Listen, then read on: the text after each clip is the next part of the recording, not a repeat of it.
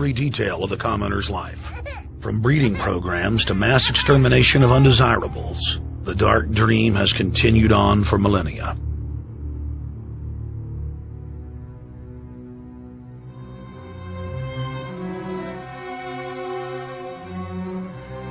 The scientific rationale for tyranny has always been attractive to elites because it creates a convenient excuse for treating their fellow man as lower than animals.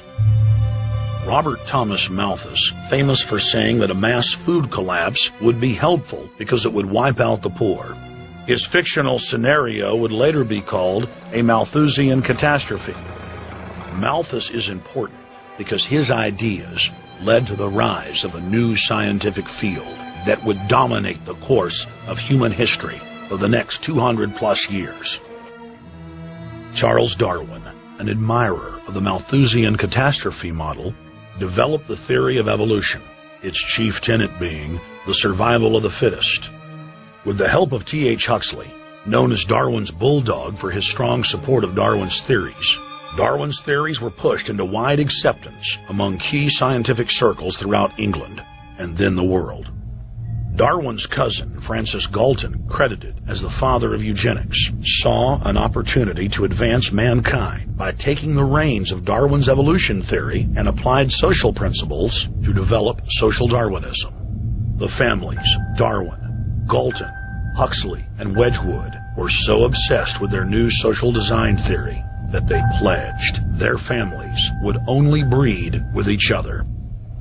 They falsely predicted that within only a few generations, they would produce supermen. The emerging pseudoscience was only codifying the practice of inbreeding, already popular within elites for millennia. The Four Families experiment was a disaster. Within only 2 generations of inbreeding, close to 90% of their offspring either died at birth or were seriously mentally or physically handicapped. The moneyed class of the planet, and particularly the royal families of the world, who were already obsessed with breeding and filled with a predatory disdain for the underclass, seized on the new science and began aggressively enforcing its aims worldwide.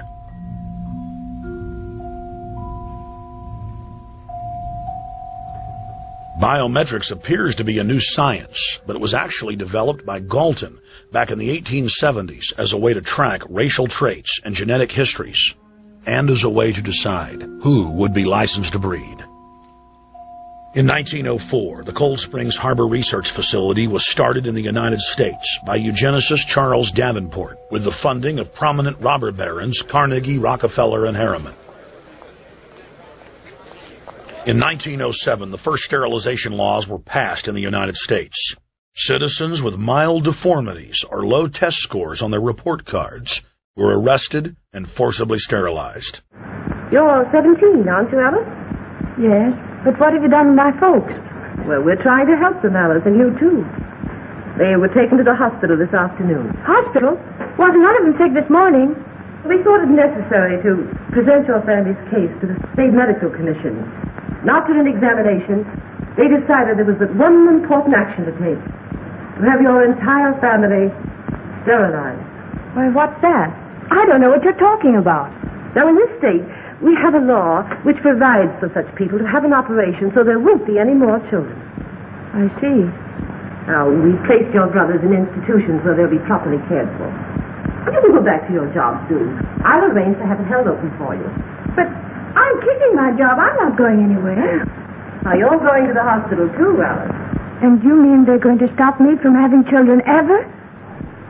Exactly. I'm all right, I tell you. I won't go to any hospital. We don't want any trouble with you, young woman. If you refuse to go, the officer here will take you by force. In 1910, the U.S. Eugenics Record Office was set up. By then, the British had created the first network of social workers, expressly to serve as spies and enforcers of the eugenics race cult that was rapidly taking control of Western society.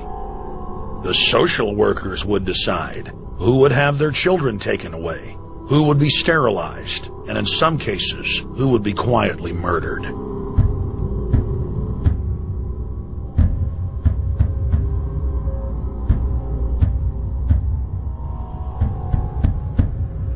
In 1911, the Rockefeller family exports eugenics to Germany by bankrolling the Kaiser Wilhelm Institute, which later would form a central pillar in the Third Reich. At the 1912 International Eugenics Conference in London, eugenics becomes an international craze and gains superstar status. The futurist and best-selling sci-fi author H.G. Wells had studied biology under top eugenicists and was spreading the new faith worldwide. In 1916, H.G. Wells' lover, Margaret Sanger, starts her promotion of eugenics in the United States. In 1923, Sanger receives massive funding from the Rockefeller family. Sanger wrote to fellow eugenicist Clarence J. Gamble that black leaders would need to be recruited to act as frontmen in sterilization programs directed against black communities. In 1924, Hitler pens Mein Kampf, or My Struggle, and credits U.S. eugenicists as his inspiration. Hitler even wrote a fan letter to American eugenicist and conservationist Madison Grant, calling his race-based book, The Passing of the Great Race, his Bible. Hitler developed the plan for mass extermination of the Jews and what he called other sub-races, as well as the handicapped, from Grant. By 1927, eugenics hit the mainstream. The so-called science was aggressively pushed through contests at schools, churches, and at state fairs. Churches competed in contests with big cash prizes to see who could best implement eugenics into their sermons.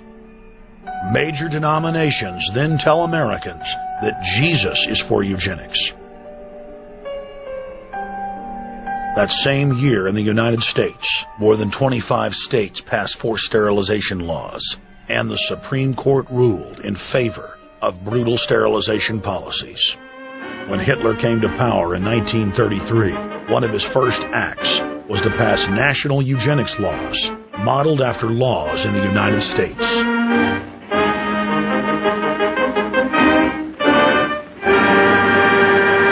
The 1934 film Tomorrow's Children brought the eugenics agenda to the silver screen in the United States.